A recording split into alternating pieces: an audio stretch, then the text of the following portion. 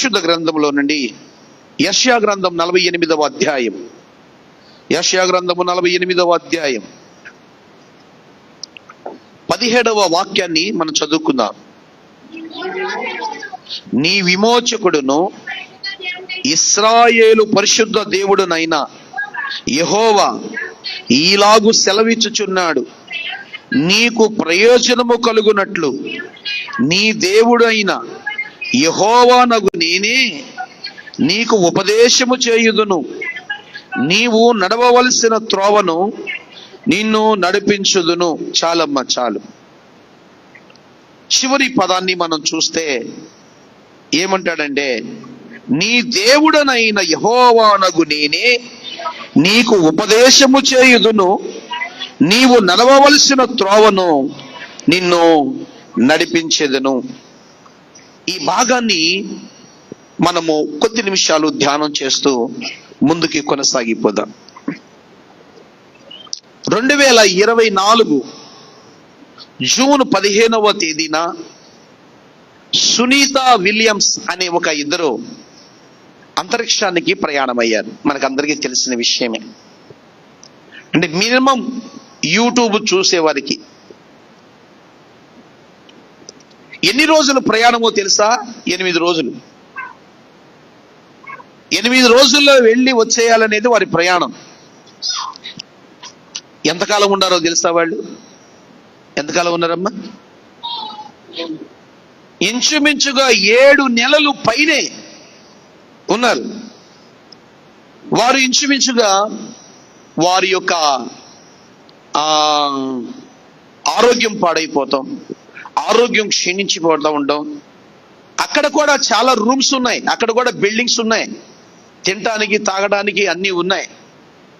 మనమే కాదు, అన్ని దేశస్తులు, అన్ని దేశాలకు సంబంధించిన అంతరిక్ష ప్రయాణికులందరూ కూడా చాలా మంది అక్కడ ఉంటారు. ఆ రూముల్లో, ఆ బిల్డింగ్లో వాళ్ళు ఉంటారు. అక్కడ బిల్డింగ్లు అనగానే మీరు సిమెంటు, ఇటుకలు అండ్ నీళ్లు, ఆ పారలు, గుణపాలు ఉంటాయి అనుకుంటున్నారా? లేవు. అక్కడ కూడా బెడ్షీట్లు ఉంటాయి, అక్కడ కూడా మంచాలు ఉంటాయి, అక్కడ కూడా నిర్మాణం కావాల్సినవి ఉంటాయి. ఏ దేశానికి వాళ్ళ దేశంలో 2-3 ఉంటారు. ఎందుకని అంటే వాళ్ళకు కావాల్సినవన్నీ కూడా ఆ దేశానికి కావాల్సిన నెట్ సంబంధించినవి కావచ్చు, మరొకటి సంబంధించినవి కావచ్చు, వాళ్ళు ఏర్పాటు చేస్తూ ఉంటారు. అలాగే వీళ్ళిద్దరూ కూడా వెళ్ళారు. వారి ప్రయాణం ఏమనుకుని వెళ్ళారు? 8 రోజుల్లో తిరిగి రావాలి అని. కానీ రోజులల్లో పోయి ఏమైపోయినాయి? వెళ్ళేటప్పుడు ప్రయాణము బాగానే ఉంది, వారి ప్రయాణము బాగానే ఉంది, వాళ్ళ మార్గము బాగానే ఉంది. నడిపించిన నాసా వాళ్ళు, నడిపించిన వాళ్ళందరూ కూడా బాగానే నడిపించారు. వాళ్ళ మాట చొప్పున వారు బాగానే వెళ్ళారు. కానీ తిరుగు ప్రయాణము సక్రమైందిగా లేదు. వారికి గైడెన్స్ ఇచ్చేవాళ్ళు లేరు. ఇంకో మాట చెప్పనా, ఎవరైనా సరే వాళ్ళు తిరిగి రావడానికి సరి అయిన సలహా ఇచ్చిన వాళ్ళకి ఇంచుమించుగా 7 కోట్ల రూపాయలు ఇస్తామని ప్రకటించారు. మరి మీరు విన్నారో లేదో? 7 కోట్లు ఇస్తామని ప్రకటించారు. సరైన గైడెన్స్ ఇస్తే, సరైన ప్లానింగ్ ఇస్తే వాళ్ళని తీసుకురావడానికి దేశాలన్నీ కూడా ఆ నాసా వాళ్ళ మీద, వాళ్ళ మీద, ఈ పరిశోధన కేంద్రాల మీద, గవర్నమెంట్ మీద తిరగబడత మొదలు పెట్టారు. మీరు తీసుకురావాలి అర్జెంటుగానని. నేను అంటున్నాను, ప్రయాణము కొనసాగేవాడికి, ప్రయాణాన్ని కొనసాగించేవాడికి సరైన గైడెన్స్ లేకపోతే, నడిచేవాడికి సరైన ఆలోచన లేకపోతే, నడిపించేవాడికి అది తర్వాత కూడా ఏం జరుగుద్ది అనేది ముందు చూపు లేకపోతే ఆ ప్రయాణము అర్ధంతరంగా ఆగిపోతుంది, సక్సెస్ కాదు. గడిచిన ఒక 10 రోజులు అనుకుంటాను, మరలా తిరిగి ఒక అంతరిక్షంలోనికి మళ్ళీ వదిలేరు. అది ఎక్కడ దాకా వెళ్ళింది? దగ్గరికి వెళ్ళి మరలా తిరిగి ఒక హిందూ మహాసముద్రంలో అది కుప్పకూలిపోయింది. ఎందుకని అంటే దాన్ని తయారు చేసిన వాడు దాన్ని బాగానే తయారు చేశాడు, కానీ దానిలో ఉన్న లోపాలను గ్రహించలేకపోయాడు, దానిలో ఉన్న బలహీనతను గ్రహించలేకపోయాడు. దాన్ని తీసుకెళ్లిపోయి అంతరిక్షములో జాయిన్ చేసే అంత కెపాసిటీ నడిపించేవాడికి లేకుండా పోయింది. ఆ కారణం చేత లక్షల కోట్లు మరలా తిరిగి భారతదేశం నష్టపోవటానికి కారణమైంది. ఇవన్నీ ఎందుకు చెబుతున్నారు పాస్టర్ గారు అని అంటే, మనిషి జీవితం కూడా, కుటుంబ జీవితము కూడా, తల్లిదండ్రుల సంతానం కూడా, వారి ఆర్థిక స్థితిగతులు కూడా, ఆరోగ్య పరిస్థితులు కూడా, నువ్వు నడవవలసిన ఒక గైడెన్స్ నీకు సరైంది లేకపోతే, నడిపించేవాడు సక్రమైన వాడు కాకపోతే, నీ జీవిత ప్రయాణం కూడా అర్ధంతరంగా ఆగిపోతుంది. చాలాసార్లు మనం అనుకుంటాం, నేను ప్రారంభించిన వ్యాపారం అంచెలంచెలుగా ఎదిగి నా చివరి వరకు నేను విజయవంతంగా కొనసాగించాలి, ఫెయిల్ కాకూడదు అని.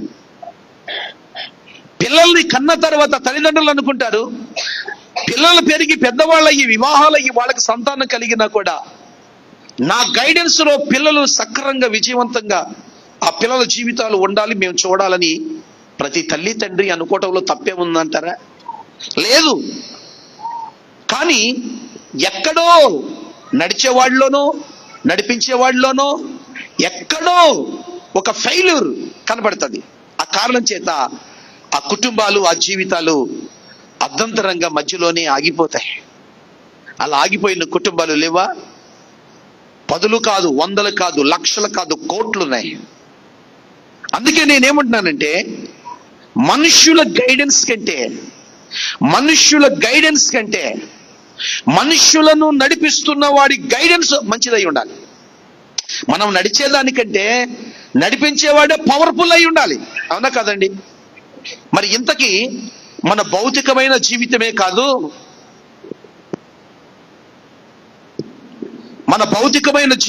కాదు, ఆత్మీయ జీవితాన్ని కూడా మంచి గైడెన్స్ ఇచ్చేవారిగా ఉండాలి.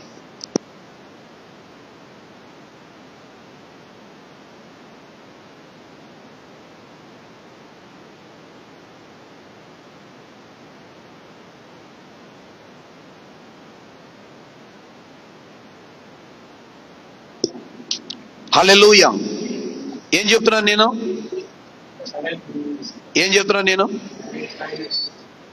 నడిచేవాడి కంటే కొన్నిసార్లు పోలీసు వాళ్ళు వెళుతూ ఉంటారు దొంగను పట్టుకోవడానికి. దొంగోడు ముందు వెళ్తా ఉంటాడు, వెనకాల పోలీసులు వస్తూ ఉంటారు. పోలీసులకి గైడెన్స్ ఎవరిస్తాడు? వాళ్ళే తీసుకుని వెళ్తా ఉంటారా? ఎవరిస్తారు? అక్కడ ఉంటాడు, హెడ్ ఆఫీసులో ఒకడు ఉంటాడు. సార్, మీరు 3 కిలోమీటర్ల డిస్టెన్స్ లో ఉన్నారు సార్, ఇప్పుడు 2 కిలోమీటర్లు ఉన్నారు సార్, ఇప్పుడు వరకు అక్కడే ఉన్నా కానీ ఇప్పుడే వాడు బయలుదేరి మరొక దిక్కుకి వెళ్ళిపోతున్నాడు సార్, మీరు ఇలా వెళ్తే మీరు దగ్గరికి వెళ్తారు. ఎవరు చెప్తారు వీళ్ళకి? నీ ఆత్మీయ జీవిత ప్రయాణంలో కూడా నువ్వు నడవడం కాదు, నిన్ను నడిపించేవాడు మంచి గైడెన్స్ ఇచ్చేవాడై ఉండాలి, బాగా నడిపించేవాడై ఉండాలి, సమర్థుడైన వాడై ఉండాలి, జ్ఞానవంతుడైన వాడై ఉండాలి, బలవంతుడైన వాడు ఉండాలి. అలాంటి వాడు ఎవరు అనంటే యెషయా భక్తుడు చెప్తా ఉన్నాడు. ఏమని అంటే, నీ విమోచకుడును ఇశ్రాయేలు పరిశుద్ధుడునైన యెహోవా ఇలాగు సెలవిచ్చుచున్నాడు, నీకు ప్రయోజనము కలుగునట్లు నీ దేవుడైన యెహోవానగు నేనే నీకు ఉపదేశము చేయుదును, నీవు నడవవలసిన త్రోవలను నేను నడిపించేదను. 2 విషయాలు అంటాడు. 1 ఉపదేశము చేస్తాను, 2 మిమ్మల్ని నడిపిస్తాను. మీకు అర్థమైందమ్మా? మీరు గైడెన్స్ ఇచ్చేవాడిని నేనే, మీరు ఎలా నడవాలని చెప్పేవాడిని నేనే. నా మీద ఆధారపడకుండా నీ సొంత ప్రయాణం చేసావంటే ఎక్కడో చోట ఆగిపోయే పరిస్థితి నీకు వస్తుంది అని చెప్తాడు. అందుకని యేసయ్య పిల్లలైన మీరు ఉదయం లేచిన దగ్గర నుంచి సాయంత్రం వరకు కూడా, మీరు పడుకోబోయే వరకు కూడా, ఉదయాన లేవగానే మీరు చేయవలసిన పని ఏంటంటే, ప్రభువా ఈ రోజు నేను ఎక్కడికి నడవాలి, నేను ఎక్కడికి వెళ్ళాలి, నేనేం చేయాలి? ఉదయాన లేచిన దగ్గర నుంచి నేను తినే ఆహారము, నేను త్రాగే నీరు, నేను పీల్చే గాలి, నేను చేసే ప్రయాణం, నేను చేసే పని అంతటిలో కూడా నీవు నాకు సహాయముగా ఉండమని నువ్వు ప్రార్థన చేయవలసిన తొలి ప్రార్థన అదే. దేవుని సంఘానికి ఈ అలవాటు ఉండాలి. అమ్మా, ఏమింటున్నారు మీరు ఈరోజు? నువ్వు ఉదయాన్నే లేవగానే నీ కుటుంబాన్ని దేవుని చేతులకు అప్పగించండి. మీ పిల్లలని దేవుని చేతులకు అప్పగించండి. నీవే దేవుని చేతులకు అప్పగించుకోండి. అలా కాకుండా నీ ప్రయాణం కొనసాగించామంటే ఆ రోజల్లా నీకు నష్టాలే. ఒక్కొక్కసారి అంటారు మనోళ్ళు, అయ్యగారు ఈ రోజు ఎవరు ముఖం చూశానండి బాబు, నడుతూ గడపకేసి కొట్టేసుకున్నానండి. ఏమైపోయింది? బొట్నేలు గోరు సిటీకి పోయిందండి. ఒకడు అంటాడు, నేను ఎవడ ముఖం చూశానండి, ఎవడు నాకు ఎదురొచ్చాడనండి. ఇవాళ వ్యాపారం అంతా. కొంతమంది ఏమంటారంటే, మా అమ్మాయి ఎదురు రాలేదండి ఈరోజు, మా ఆవిడ ఎదురు రాలేదండి నీకు ఈరోజు. అలాంటి ఎదురులేనా మనకు కావాల్సింది? మరి ఏం కావాలి?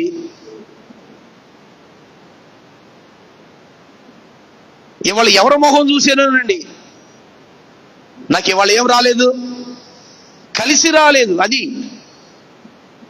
నమ్ముతున్నారా మీరు? ఎవరన్నా మొహాలు చూస్తే కలిసి వస్తుందనని? మరి ఎవరి మొహం చూడాలి? దేవా, నీ కొరకు వేకువనే, రేయి మొదటి జామునే, ఏంటంట రాత్రు జాములనే నీ కొరకు ప్రార్థన సిద్ధపరిచి నేను నీ కొరకు వేచి ఉన్నాను. హల్లెలూయా. అది మనం పాడుతాం కదా, ముఖ దర్శనం చాలయ్యా నాకు, నీ ముఖ దర్శనం చాలయ్యా, సమీపించని తేజస్సులో నివసించు దైవమా, సమీపించని తేజస్సులో నివసించు దైవమా, నీ ముఖ దర్శనం చాలయ్యా నాకు, నీ ముఖ దర్శనం చాలయ్యా. యేసయ్యా యేసయ్యా యేసయ్యా యేసయ్యా యేసయ్యా యేసయ్యా యేసయ్యా యేసయ్యా, ముఖ దర్శనం చాలయ్యా నాకు, నీ ముఖ దర్శనం చాలయ్యా.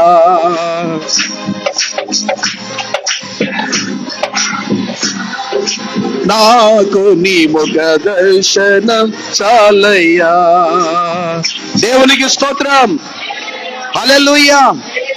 ఎవరి ముఖ దర్శనం కావాలి? దేవుని ముఖ దర్శనం. దేవునికి మహిమ కలుగును గాక. అందుకని ఇక్కడ ఏమంటాడంటే, యెహోవానగు నేనే నీకు ఉపదేశము చేస్తాను, నువ్వు నడవవలసిన మార్గాన్ని నడిపిస్తాను. అందుకే నీ ప్రార్థన ఉదయాన ఆకాశ పక్షులు కానీ భూమి మీద జంతువులు కానీ ఆయన స్వరూపములో ఉన్న మానవ జాతి అయిన మనందరికీ ఉండవలసిన ప్రార్థన, ప్రభువా ఈ రోజు నడవవలసిన మార్గాన్ని నాకు చూపించు. ఈ ప్రార్థన మీరు మీ పిల్లలకి నేర్పాలి, మీరందరూ కూడా నేర్చుకోవాలి. మీరు ఇక్కడికి వచ్చి విద్యార్థులాగా ఇలా ఎందుకు కూర్చున్నారో తెలుసా? నాకంటే చదువులు ఉన్న వారు ఉన్నారు, నాకంటే జ్ఞానం కలిగిన వారు ఉన్నారు. మిమ్మల్ని వదిలిపెడితే 10 మందికి సమాధానం చెప్పగలిగిన కంఠం మీకుంది, జ్ఞానం మీకుంది, వాక్శక్తి మీకుంది. కానీ విద్యార్థుల్లాగా మీరు ఎందుకు కూర్చున్నారో తెలుసా? దేవుని యొక్క ఉపదేశమును పొందడానికి, మనం ఎలా నడవాలో నేర్చుకోవడానికి స్థలానికి మీరు వచ్చారు. అందుకే నేనేం చెప్తున్నానంటే, మీరు ప్రార్థన చేస్తున్న ప్రతిసారి ఉదయాన లేవగానే, ప్రభువా ఈ రోజు నా కుటుంబాన్ని, నా పిల్లలను, నా భర్త, నా భార్యని, నా కుటుంబాన్ని చేతులకు అప్పగిస్తున్నాను. ఈ రోజు నుంచి సాయంత్రం పడుకునే వరకు కూడా నేను నడవవలసిన మార్గాన్ని నాకు బోధించు ప్రభు అని అడగాలి. హల్లెలూయా. నాకు ఒకప్పుడు ఒక అలవాటు ఉండేది. అలవాటు ఏంటో తెలుసా? నేను వెళ్ళేటప్పుడు ప్రార్థన చేసుకునేవాడిని, ప్రభు నేను వెళ్తున్నాను, క్షేమంగా తీసుకుని వెళ్ళాను. మరలా తిరిగి వచ్చేటప్పుడు గుమ్మం దగ్గర ఆగి, ప్రభు నన్ను క్షేమంగా తీసుకొచ్చినందుకు నీకు వందనాలు, నా వెంట వచ్చిన దయ్యపు శక్తులు, దురాత్మల శక్తులు, ప్రభావాలు యేసు నామములో ఇక్కడే ఆగిపోవునుగాక అని అప్పుడు ఇంట్లోకి వెళ్ళిపోతూ ఉండేవాడిని. ఇది కూడా మంచి ప్రార్థనే. ఒకవేళ మీరు దీన్ని పాటించాలనుకుంటే పాటించండి, అద్భుతంగా. ఆ ఇంటిలోనికి దురాత్మలు రావు, ఆ ఇంటిలోనికి అనారోగ్యాలు రావు, ఆ ఇంటిలోనికి ఏ కీడు నీ ఇంటికి, నీ గుడారానికి సమీపించదు. దేవునికి స్తోత్రం కలుగునుగా. అందుకని నడిపించే ఒక గైడ్ మనకి కావాలి. ఆయన ఎవరు? నీ తండ్రి కాదు, మీ మామ కాదు, మీ భర్త కాదు, మీ భార్య కాదు, మీ అన్నదమ్ములు కాదు, మీ బంధువులు కాదు, నీ స్నేహితులు కాదు, అందరికంటే మించిన వాడు మన ప్రభువైన యేసుక్రీస్తు. హల్లెలూయా. 25వ కీర్తనలో 4-5 వచనాల్లో ఒక మంచి మాట చెప్తాడు. ఏమని? యెహోవా, నీ మార్గములను నాకు తెలియజేయము, నీ త్రోవలను నాకు తేటపరుచుము, నన్ను నీ సత్యమును అనుసరింపజేసి నాకు ఉపదేశము చేయము, నీవే నా రక్షణకర్తవైన దేవుడవు. హల్లెలూయా, హల్లెలూయా అంటున్నాడు. యెహోవా, నీ మార్గములు నాకు తెలియచేయము. అది ఇంట్లో కూర్చుని బాబోయ్ ఏం చేయాలరా ఈ కుటుంబాన్ని, ఏం చేయాలరా ఈ జీవితాన్ని, ఏం చేయాలరా ఈ పిల్లల్ని అని నువ్వు ఆలోచించొద్దు. నువ్వు ఇంటికి పెద్దదానివి కావచ్చు, నువ్వు ఇంటికి పెద్దవాడివి కావచ్చు, కానీ నీకంటే నీ మీద ఉన్నాడు ఇంకొక పెద్దవాడు. ఆయన ప్రభు అయిన యేసుక్రీస్తు. ఆయన అంటాడు, నీ ప్రతి భారము నా మీద అన్నాడా లేదా? ప్రతి భారము నా మీద వెయ్యండి. నువ్వెవరవయ్యా బాధపడటానికి? నువ్వెవరవమ్మా బాధపడటానికి? నువ్వెవరవమ్మా నీ మీద వేసుకోవడానికి? ప్రభు అంటున్నాడు, నువ్వు నా బిడ్డలో కాబట్టి మీ ప్రతి భారము నా మీద వెయ్యండి అని చెప్తున్నాడు. దేవునికి మహిమ కలుగును గాక. అయితే పరిశుద్ధ గ్రంథంలో జ్ఞానులైన వారు ఉన్నారు. జ్ఞానులు ఉన్నారా లేదా? వారికి కూడా ప్రయాణం ఉంది. ప్రయాణం చేశారా లేదా? ఎన్ని సంవత్సరాలు? ఇంచుమించుగా 2 సంవత్సరాలు పైబడి ప్రయాణం చేశారు. ఎవరు గైడెన్స్ ఉంది వీళ్ళకి? ఎవరు గైడెన్స్ ఉంది వీళ్ళకి? నక్షత్రము ఎవరి ద్వారా అది నియమించబడింది? దేవుని నక్షత్రము. యోనాకి దేవుడు చేపను యోనా విషయంలో నియమించినట్లుగా, ఇది చాలా గుర్తుపెట్టుకోవాలి, యోనా కొరకు చేపని నియమించినట్లుగా దేవుడు జ్ఞానుల కొరకు నక్షత్రాన్ని నియమించాడు. గుర్తుపెట్టుకోండి ఆ మాట, రాసుకోండి కావాలంటే. నీ ప్రయాణములో దేవుడు నీ కొరకు ఆయన కొంతమందిని నియమిస్తాడు. నీ ప్రయాణము దేవుని చేతుల్లో ఉంటే, నువ్వు నీకు గైడ్గా దేవుణ్ణి పెట్టుకుంటే ఖచ్చితంగా నీ కొరకు మార్గాలు సరళం చేసే ఒక వ్యక్తిని నియమిస్తాడు. హల్లెలూయా. అందుకే నేను అంటున్నాను ప్రియులారా, అంటాడు యెహోవా, నీవే నీ మార్గములను నాకు తెలియచేయము. చేస్తావా ప్రార్థన రేపటి నుంచి? అమ్మా ఇంటికెళ్ళి నుంచి ప్రార్థన చేస్తావు, ప్రభు నేను కాదయ్యా, ఈ పిల్లలను పోషించడానికి నేను కాదయ్యా, నేను ఒంటరిదాన్ని అయిపోయాను నాయనా, నేను ఒంటరిని అయిపోయాను నాయనా, నువ్వు నాకు గైడెన్స్ ఇవ్వు ప్రభువా, నువ్వు నాకు మార్గదర్శి. గైడెన్స్ అంటే అర్థం ఏంటి? మార్గదర్శి, సలహాదారుడు, ఉపదేశకుడు. అందుకే యెహోవా మీకు ఉపదేశకుడుగా ఉండునుగాక. అన్ని సంవత్సరాలు నడిచినా కూడా ఎక్కడ కూడా దారి తప్పకుండా ఖచ్చితముగా ఎలా వచ్చేసారంటే బెత్లెహేముకి జ్ఞానులు నడిపించిన వాడే నిజమైన దేవుడు. దేవునికి స్తోత్రం. అయితే బిలాము ప్రయాణం ఉంది, అది స్వార్థపూరితమైన ప్రయాణం. అవునా కదా? యోనా ప్రయాణం ఉంది, అది స్వార్థపూరితమైన ప్రయాణం. ఇంకో మాట మీకు చెప్పిన, నయోమి ప్రయాణం ఉంది, అది కూడా స్వార్థపూరితమైన ప్రయాణం. ఈ ముగ్గురు ప్రయాణాలు కొనసాగించారే గాని చివరి వరకు వెళ్ళినాయి అంటారా? వెళ్ళినాయా? నయోమి ప్రయాణము, ఎవరు నయోమికి గైడెన్స్? ఎవరు నయోమిని నడిపించేవాడు? ఎవరు? బెత్లెహేము అంటే సమృద్ధి అని అర్థం, రొట్టెల గృహము అని అర్థం. సమృద్ధి అయిన చోట నుంచి సమృద్ధి లేని శాపగ్రస్తమైన స్థలానికి ప్రయాణం అయింది. నష్టమా లాభమా? మీరందరూ చెప్పాలి. నష్టమా లాభమా?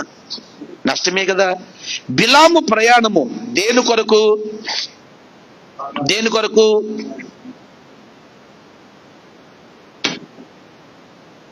స్వార్థపూరితమైన ఆశల కొరకు. చివరి వరకు వెళ్ళిందా? ఆశించే ఆకాను బంగారము. తర్వాత ఏమైపోయింది తన బ్రతుకు? ఏమైపోయింది తన బ్రతుకు? రాళ్ళు పెట్టి కొట్ట చంపేబడ్డాడు. బిలాము ప్రయాణం సక్రంగా లేదు, నయమి ప్రయాణం సక్రంగా లేదు. కానీ నేనేం చెప్తున్నాను తెలుసా? దేవుని చేత నడిపించబడిన వాడు చివరి వరకు వెళ్తాడు. హల్లెలూయా. మీరేమనుకుంటున్నారు? నా కుటుంబం దేవుడే నాకు గైడెన్స్ అవ్వాలి, దేవుడే నాకు ఉపదేశకుడు అవ్వాలి, దేవుడే నాకు మార్గాలు సరళం చేయాలి అని నువ్వు అనుకుంటున్నావా? ఒక నిర్ణయం తీసుకో, ఒక సమర్పణ చేసుకో. ఖచ్చితంగా నా ప్రభువైన యేసయ్య నేను నడిపించి తీరుతారు. అలా నడిచిన వాళ్ళు ఎవరైనా ఉన్నారా అంటే ఆదికాండం 28వ అధ్యాయము 20వ వాక్యంలో ఒక మంచి మాట ఉంది, చూడండి.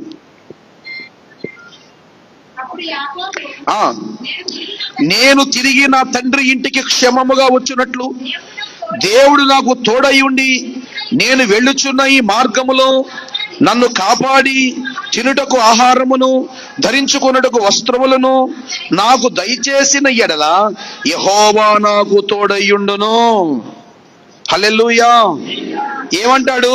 నా మార్గములో నా తండ్రి ఇంటికి క్షేమంగా వచ్చినట్లుగా నాకు దేవుడు తోడై ఉండి నేను వెళ్ళుచున్న మార్గములో, అది విషయం, నన్ను నడిపించాలి.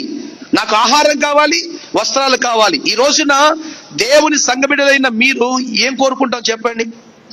కూడు, గుడ్డ, తోడు, నీడ. అంతేనమ్మా? కూడు చెప్పడరా, పర్లేదు. ఇంకా అక్కడే ఉన్నారా? కళ్ళు పైకి లేపండి తలలు. కూడు, గుడ్డ, తోడు. రే అర్థం చేసుకోవాలి. కూడు, గుడ్డ, తోడు, నీడ. ఇంతకంటే మనిషికి ఇంకేమన్నా కావాలంటారా? దీని తర్వాతే ఏదైనా గాని, మెడలు నిండినా, మెడలు వాసినా, చేతులు వాసినా, కాళ్ళు వాసినా, నడుములు వాసినా, ముక్కులు, మూతులు, చెవులు వాసినా తర్వాత అది. ఈ 4 ఏం కావాలి? చాలా ప్రాముఖ్యమైన ఒక మనిషికి. అందుకని ఇక్కడ కూడా యాకోబు అదే అడుగుతున్నాడు. నా తండ్రి ఇంటికి క్షేమంగా వచ్చినట్లుగా దేవుడు నాకు తోడై ఉండి నేను వెళ్ళుచున్న మార్గములో నన్ను కాపాడి తినుటకు ఆహారము ధరించుకొనుటకు వస్త్రములను. ఇది ఆహారము, వస్త్రము క్లాస్గా చెప్పాడు. నేనేమంటే కూడు, గొడ్డ అన్నాను మన భాషలో. అర్థం అవ్వాలి కదా మనకి. ఇచ్చాడా లేదా? ఇచ్చాడా లేదా? ఏమిచ్చాడు? కూడిచ్చాడు, గొడ్డిచ్చాడు, తోడు. అంతేంత కాదు, నలుగురినిచ్చాడు తోడు. ఒకళ్ళిద్దరు కాదు, నలుగురినిచ్చాడు తోడు. మరి సంతానం అయితే 13 సంతానం ఇచ్చాడు, ఆస్తులు ఇచ్చాడు, పనివారిని ఇచ్చాడు, ఉన్నతమైన స్థితినిచ్చాడు. హల్లెలూయా, హల్లెలూయా. ఎందుకు యాకోబుకి అంత ఆశీర్వాదం? ఎందుకు యాకోబుకి దైవ దర్శనం? అన్ని ఇచ్చాడు కదా, ఇక దర్శనం అవసరమా? దైవ దర్శనం ఇచ్చాడు, పేరు మార్చేశాడు, ఆశీర్వాదం అన్నాడు, ఇశ్రాయేలునికి పితామహుడుగా చేశాడు. కారణం ఏంటో తెలుసా? నడిపిస్తున్నవాడు నా ప్రభువైన యేసుక్రీస్తు. ఒక ఆయన రాశాడు కదా, నడిపిస్తాడు నా దేవుడు కలలోనైనా నడిపి నా దేవుడు కలలోనైనా నన్ను మరువడు. అడుగులు తడబడినా, అలసట పైబడినా, అడుగులు తడబడినా, అలసట పైబడినా, చేయి పట్టి వెళ్ళు తట్టి చక్కని ఆలోచన చెప్పి, చేయి పట్టి వెళ్ళు తట్టి చక్కని ఆలోచన చెప్పి నడిపిస్తాడు నా దేవుడు కలలోనైనా నన్ను విడువడు. దేవునికి స్తోత్రం. యాకోబుని విడిచిపెట్టాడా? యాకోబుని విడిచిపెట్టాడా? లేదే. ఎన్ని సంవత్సరాలు? ఇంచుమించుగా 14 సంవత్సరాల పైబడి దేవుడు అతనికి ఏవైతే అడిగాడో, ఏవైతే కోరుకున్నాడో అంతకంటే ఎక్కువిచ్చాడు. ఈ రోజు నా ప్రభు అయిన యేసయ్య ఆయన నీకు గైడెన్స్ గా ఉంటే, ఆయన నీకు మార్గదర్శిగా ఉంటే, ఆయన నీకు ఉపదేశకుడుగా ఉంటే నీకు కూడా తగ్గనివ్వడు. నీకు కూడా తగ్గనివ్వడు. నీ స్థాయిలో ప్రభు నీకు ఖచ్చితంగా ఇస్తాడు. ఎవరి స్థాయిని బట్టి దేవుడు వాళ్ళకి ఇచ్చి తీరుతాడు. కాబట్టి మాట ఇచ్చిన వాడు నమ్మదగిన దేవుడు. హల్లెలూయా. ఏంటంటే ఆయన మాట ఇచ్చిన వాడు నమ్మదగిన దేవుడు. యాకోబు అంటే ఎవరో తెలుసా? పోరాట పటిమి కలిగిన వాడు అని అర్థం. పోరాడువాడు అని. నీ ప్రార్థనలో నీకు పోరాట పటిమి ఉంటే, పోరాడుతున్నారమ్మా ప్రార్థనలో? పోరాడుతున్నారమ్మా? ఎవరు మాట్లాడతలేదు. పోరాడుతున్నారమ్మా? పనికి వెళ్తున్నామండి, పనిలో పోరాడుతున్నామండి. కంచం దగ్గర కూర్చున్నామండి, కంచం కొరకు పోరాడుతున్నామండి. మంచం మీద పడుకున్నామండి, మంచం దాని మీద కూడా పోరాడుతున్నామండి. ఎప్పుడు దాకా పోరాడుతున్నామా? రాత్రి పడుకున్న దగ్గర నుంచి ఉదయం 9 గంటల దాకా పోరాడుతూనే ఉన్నామండి. 6 గంటలకు మెలకు వచ్చిన మరొక 3 గంటలు నిద్ర పట్టకపోయినా కళ్ళు మూసుకొని పోరాడుతున్నామండి.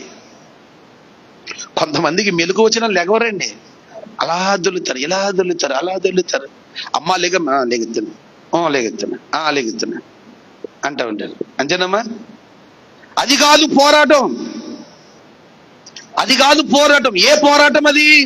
ప్రార్థనా పోరాటం. దేవునికి స్తోత్రం. ప్రార్థనా పోరాటం. నీ కళ్ళు కాయలు కాసేలాగా, నీ కళ్ళు ఎరిపెక్కేలాగా, నీ గొంతు మంట వచ్చేలాగా నా ప్రభు అయిన యేసయ్య పాదాల దగ్గర కూర్చో. అంటే సంఘానికి ఏం కావాలమ్మా? సంఘానికి ఏం కావాలి? పోరాటము పటిమి కలిగిన వారిగా మాట్లాడాలి. పోరాడే యోధుల్లాగా మీరు మారిపోవాలి. ప్రార్థన వీరులుగా, ప్రార్థనా పరులుగా మీ జీవితంలో మీరు ఉండి పోరాడవలసిన అవసరత ఉంది అని మీకు చెప్తా ఉన్నాను. 32వ కీర్తన 8లో ఒక మంచి మాట చెప్తాడు. ఏమని? నీకు ఉపదేశము చేసేదను, నీవు నడవలసిన మార్గమును నీకు బోధించేదను, నీ మీద దృష్టి ఉంచి నీకు. ఎవరు చెప్తారండి ఈ ఆలోచన? ఎవరు చెప్తారు? మనుషులు చెప్తారా? నువ్వు 10 రూపాయలు ఇస్తే 10 రూపాయల మాటలు మాట్లాడతారు. 100 రూపాయలు ఇస్తే 100 రూపాయల మాటలు మాట్లాడతారు. నువ్వు చికెన్తో భోజనం పెడితే భోజనానికి సరిపోయే మాటలు మాట్లాడతారు. వాళ్ళ అవసరం తీరిన తర్వాత నీ కంటికి కూడా కనిపించడం. కానీ ప్రభు అంటాడు, నేను నీకు ఉపదేశకుడిగా నువ్వు పెట్టుకోగలిగితే. ఎలాగంట? నిన్ను ఉపదేశకుడిగా పెట్టుకోగలిగితే, నన్ను మార్గదర్శిగా నువ్వు పెట్టుకోగలిగితే ఖచ్చితంగా నీ మార్గాలు సరళం చేసేవాడిని నేనే. చాలా మంది ఎంత పోరాడుతున్నా వారి మార్గాలు మూసుకుపోయి ఉంటాయి. ఆర్థికమైన మార్గం కావచ్చు, సంతోషము సమాధానం అనే మార్గం కావచ్చు, ఆర్థిక ఇబ్బందులు అనే మార్గం, ఏదైనా కానీ అంటాము ఎంత పోరాడినా నా జీవితంలో విజయాలే లేవు, అన్ని అపజయాలే. ఎంత పోరాడినా నా మీద నాకే ఏమొస్తుంది? నా మీద నాకే అసహ్యం పడతా ఉంది. నా బతుకు మీద నాకే అసహ్యం పడతా ఉంది. కాబట్టి నా పోరాటము ఇది కాదు, నేను చనిపోవాలి ఇంతే అని ఇక్కడికి వస్తారు. లేదు, నీ గైడెన్స్ సక్రంగా లేదు. అది ఏంటమ్మా? నీ ఆలోచన విధానం బాగోలేదు, నువ్వు నడిచే విధానం బాగోలేదు.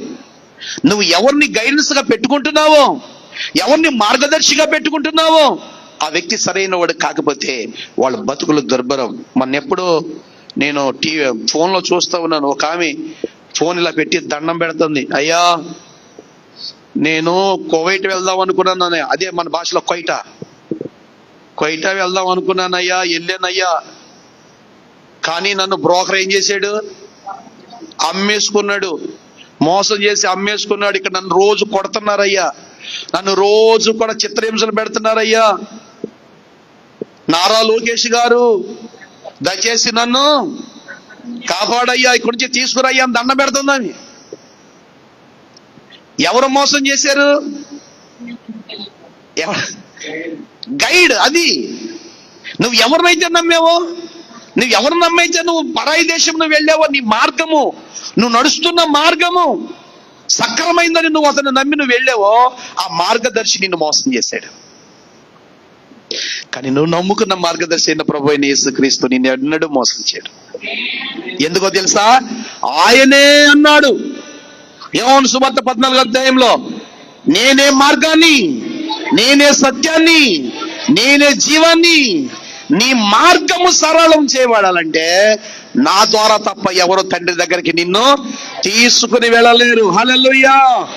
ఏ మార్గదర్శి అయినా, ఏ గైడ్ అయినా నిన్ను మోసం చేస్తాడేమో, కానీ నువ్వు నమ్ముకున్న యేసుక్రీస్తు ఎన్నటికీ నిన్ను మోసం చేసేవాడు కానీ కాదు. ఒక్కసారి చూడండి నిర్గమాకాండం 33వ అధ్యాయం 14వ వాక్యం.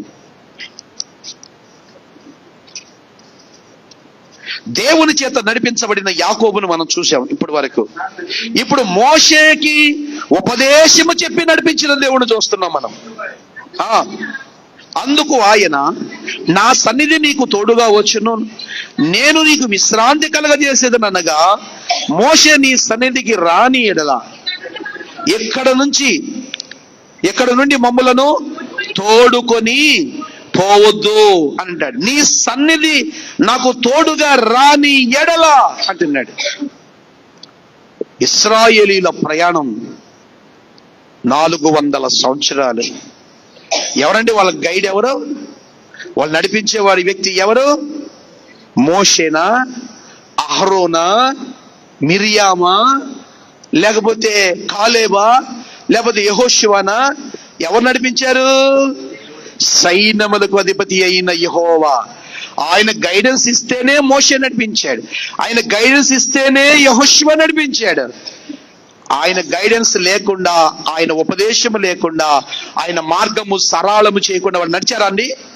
నడిచారా? ఏం అడ్డం వచ్చింది వాళ్ళకి? ఎర్ర సముద్రం అడ్డం వచ్చింది కదా. మరి ఎవరు చేశారండి దాన్ని? ఎవరు సరళం చేశారు? వాళ్ళు నడిపించిన దేవుడే. నీ జీవితంలో ఎన్నో ఎర్ర సముద్రాలు ఉంటాయి, నీ కుటుంబంలో ఎన్నో ఎర్ర సముద్రాలు ఉంటాయి. నీ మానసికమైన శోభ నీకు ఎర్ర సముద్రంలాగా కనిపిస్తూ ఉంటుంది. కానీ నిన్ను నడిపించే మార్గదర్శి ప్రభు అయిన యేసుక్రీస్తు అయితే అలాంటి ఎర్ర సముద్రాలు 100 వచ్చిన చీల్చేస్తాడు. ఆయన నిన్ను నడిపించే దేవుడిగా ఆయన ఉంటాడు. ఆయన భుజాల మీద నిన్ను ఎత్తుకుంటాడు.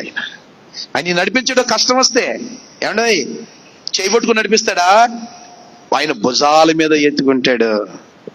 అందుకని అంటాడు కదా యేసన్న గారు, నేను వెళ్ళే మార్గము నా యేసుకే తెలియును, నేను వెళ్ళే మార్గము నా యేసుకే తెలియును.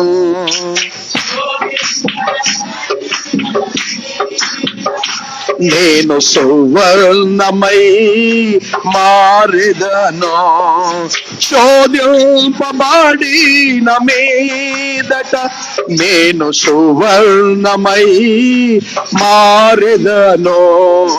నేను హల్లెలూయా ఆమేన్ ఆమేన్ హల్లెలూయా.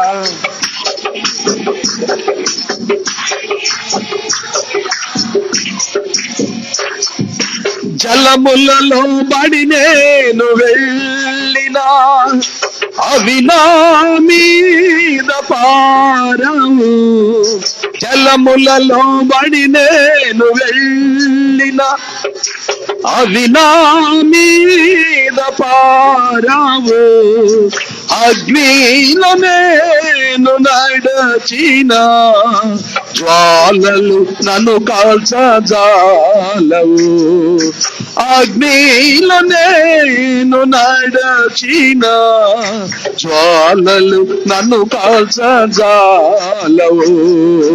హల్లెలూయా అందరూ స్తోత్రం.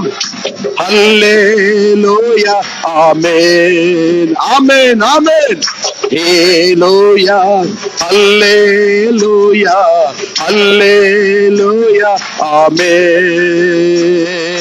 నేను వెళ్ళే మార్గము నా యేసుకే తెలియును, నేను వెళ్ళే మార్గము నా యేసుకే తెలియును. దేవునికి స్తోత్రం. కడలేని కడలి తీరము ఎదురాయే నా బ్రతుకున్న. హల్లెలూయా. జలములలో పడి నేను వెళ్ళినా ఏంటంట అవి నా మీద పారవు, అగ్నిలో నేను నడిచిన అవి నన్ను కాల్చజాలవు. మీసం తిప్పి తొడగొట్టి చెప్పారు ముగ్గురు, యేసయ్య అగ్నిలా, నా దేవుడు సమర్థుడు, మమ్మల్ని బ్రతికిస్తాడు. యేసయ్య, వాళ్ళు కూడా చూద్దామని వేసేసారు. వాళ్ళు అగ్నిగుండములో పడేటప్పటికీ ఆయన అక్కడ ఉన్నాడు ఆల్రెడీ. హల్లెలూయా. నీ మార్గాలు నువ్వు వెళుతూ ఉండగా నీకు ముందుంటాడు ఆయన. ఎలా? పగలు మేఘ స్తంభమై రాత్రి అగ్ని స్తంభమై నీకు తోడుగా ఉంటాడు ఆయన. అందుకే యేసు ప్రభు నమ్మిన వారు భయపడాల్సిన అవసరంలా, యేసు ప్రభు నమ్మిన వారు చింతించవలసిన అవసరంలా. నీ చింత యావత్తు నా ప్రభు మీద వేసేయ్, ఆయన నీ భారమును మోయు దేవుడుగా ఉన్నాడు అని అంటాడు. నీ సన్నిధి నాకు తోడుగా రాని ఎడలా అని అంటే యెహోవా దేవుడు అంటాడు, నా సన్నిధి నీకు తోడుగా వచ్చునా. ప్రభు సన్నిధి నీతో ఉంటే నీకెందుకు భయం? సర్వము ఆయనే చూచువాడు. అందుకే యెహోషువతో ద్వితీయోపదేశకాండం 28:9 అంటాడు, నీవు నీ దేవుడైన యెహోవా ఆజ్ఞలను అనుసరించి ఆయన మార్గములలో నడిచిన ఎడల యెహోవా నీకు ప్రమాణము చేసినట్లుగా ఆయన తన ప్రతిష్ఠ జనముగా నిన్ను స్థాపించును. ఎక్కడుంటారు ఈ ప్రతిష్ఠ జనము తెలుసా? పరలోకములో ఉంటారు. భూమి మీద ఉండగా తెల్ల బట్టలు వేసుకునేవాడు ఉంటాడు, నల్ల బట్టలు వేసుకునేవాడు ఉంటాడు, పసుపు బట్టలు వేసుకునేవాడు ఉంటాడు, ఏమండి బంగారపు రంగు బట్టలు వేసుకునేవాడు ఉంటాడు, రంగులు వేసుకునేవాడు ఉంటాడు, జుట్లు పెంచుకునే ఉంటాడు, జుట్లు తగ్గించుకునే ఉంటాడు. ఎవడో వేసి ఆడిదే, దానికి ఎవడో ఏమీ అనడు. కానీ ప్రతిష్ఠ జనమన్నాడే, వాళ్ళు ఎవరో తెలుసా? పరలోకంలో ఉండేవాళ్ళు మాత్రమే ప్రతిష్ఠ జనం. కాబట్టి మీరు నేర్చుకోవాల్సిన విషయం ఏంటంటే, నేను దేవుని ప్రతిష్ఠ జనముగా ఉండునట్లుగా నా మార్గాలు నాకు సరళం చేయ ప్రభు. నేను ఎలా బ్రతకాలో, నేను ఎలా జీవించాలో, నేను ఎలా నడవాలో సమస్తమును నాకు నేర్పు ప్రభు అన్నాడు. దేవుడు అబ్రహాముకి ఉపదేశము చేసి 100 సంవత్సరాలు నడిపించాడా లేదా? 100 సంవత్సరాలు నడిపించాడు. 1-2 అటు ఇటు కాదండి. మరి నేను చాలా ఆశ్చర్యపోయాను. ఖచ్చితంగా 175 సంవత్సరాలు బ్రతికితే ఆయన 75వ సంవత్సరంలో ప్రభు పిలుపు వస్తే ఆయన ఉపదేశము చేసి 12వ అధ్యాయంలో ఉపదేశం చేస్తాడు. అబ్రహామా, నువ్వు నడవవలసిన త్రోవ నీకు నేను చూపిస్తాను, నువ్వు నడువు అన్నాడు. 100 సంవత్సరాలు తన ప్రయాణము ముగించే వరకు ప్రభు నడిపిస్తే అబ్రహాము నడిచి విశ్వాసులకు తండ్రిగా మారిపోయాడు. స్తోత్రం చెప్పండి. సృష్టికర్త అయిన సర్వోన్నతుడైన దేవునికి స్నేహితుడుగా మారిపోయాడు ఆయన. స్తోత్రం చెప్పండి. నువ్వు కూడా నీ ప్రయాణములో 2 విషయాలు నువ్వు మర్చిపోవద్దు. 1, ఆయన ఉపదేశం నీకు కావాలి. 2, ఆయన నీకు చెప్పే మార్గంలో నడవాలి. 1 గైడెన్స్. ఈ విషయంలో నువ్వు ఎక్కడైనా ఫెయిల్ అయిపోయావంటే నువ్వు అక్కడ ఆగిపోతావు. అవునా కదా? ఛార్జింగ్ పెట్టుకోవడం మర్చిపోయాం అనుకోండి, ఏమైపోద్ది? ఫోను దారిలోనే ఆగిపోతుంది. ఈ రోజు అన్ని కూడా ఛార్జింగ్లే కదా, అన్నిటికీ. బండికి ఛార్జింగ్లే, బస్సులకు ఛార్జింగ్లే, కారుకు ఛార్జింగ్లే. ఆ ఛార్జింగ్ మధ్యలో ఆగిపోయింది అనుకోండి, ఏమైపోద్ది? అది చచ్చిపోయిన దాంతో సమానం. అంతేనమ్మా? మామూలు దన్నా అయితే కొంచెం తోసుకుని వెళ్ళిపోయి ఎక్కడో చోట కత్తి పెట్రోల్లో డీజిల్ వేసుకుని చేసుకుని వస్తాం. దాన్ని ఇంకెక్కడ పోతాం? మళ్ళీ దా పాయింట్ ఎక్కడ ఉంది అక్కడ పోవాలి. దానికోసం ఒక 3 గంటలు 4 గంటలు అయితే అప్పుడు ఎక్కింది. అలా నువ్వు ఆగితే అది జీవిత ప్రయాణం కావచ్చు. నువ్వు ఆగిన చోటే నీ జీవితం ముగించిపోవచ్చు. కానీ నీ మార్గము ప్రభు సరళం చేసిన మార్గం అయి ఉండాలి. అందుకనే నీ జీవితంలో ఆలోచన చేసి, ఇశ్రాయేలు 40 సంవత్సరాలు నడిస్తే ప్రభు నడిపించాడా లేదా? 100 సంవత్సరాలు అబ్రహాం నడిపించాడా లేదా? ఇదిగో మరి మోషే దేవుని చేత నడిపించబడ్డాడు, నడిచాడా లేదా? 120 సంవత్సరాలు మోషే దేవుని చేత నడిపిస్తే, ఉపదేశము చెప్పి మార్గము సరళం చేస్తే అతను నడిచాడు. హల్లెలూయా, హల్లెలూయా. కాబట్టి నేను అంటున్నాను, యాకోబు ప్రయాణము, మోషే ప్రయాణము, తర్వాత మనం చెప్పిన ఇశ్రాయేలు ప్రయాణము, అబ్రహాము ప్రయాణము, ఈ ప్రయాణంలో ఆయన ఉపదేశకుడుగా ఉన్నాడు, 2 మార్గదర్శిగా కూడా ఉన్నాడు. ఈ రెండిటిని నీ జీవితంలో పెట్టుకోగలిగితే నీకు ఏ లోటుపాట్లు ఉన్నాయో సమస్త లోటుపాట్లు తీర్చగలిగిన దేవుడై ఉండి నిన్ను నడిపిస్తాడు. నా ప్రభు అయిన యేసయ్య మీ జీవితాలే అనే మార్గానికి మార్గదర్శిగా ఉండి నడిపించును గాక. ఏ కొదువ లేకుండా సమృద్ధి ప్రభు మీకు ఇచ్చును గాక.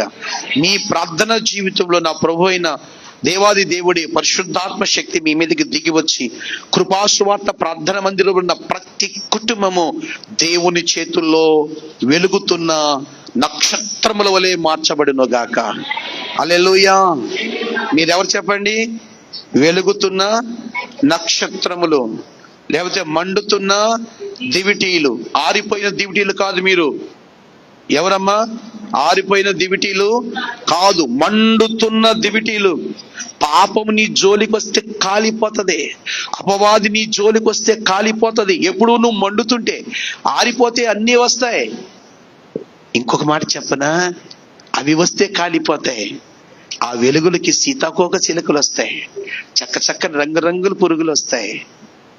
అవి దానికి అర్థం ఏంటో తెలుసా? నీ ఆత్మీయ జీవితంలో ఆశీర్వాదాలు నీకు కూడా ఉంటాయి.